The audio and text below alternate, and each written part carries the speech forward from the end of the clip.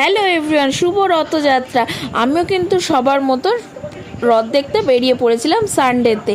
তো আমাদের টালিগঞ্জের রথটা কত সুন্দর করে সাজিয়েছে দেখুন। আর আপনাদের রথ কেমন কাটলো অবশ্যই কমেন্টে জানাতে ভুলবেন না। রথটাকে রাখার জন্য কিন্তু খুব সুন্দর একটা জায়গা করেছে দেখুন।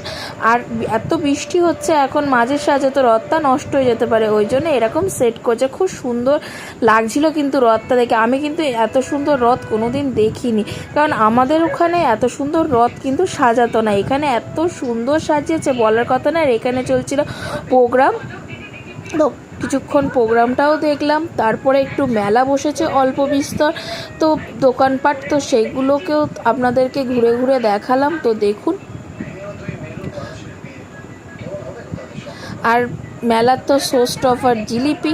তো কে কে জিলিপি খেয়েছেন মেলায় গিয়ে অবশ্যই কমেন্ট করে বলবেন। দেখা হচ্ছে নেক্সট ভিডিওতে। তত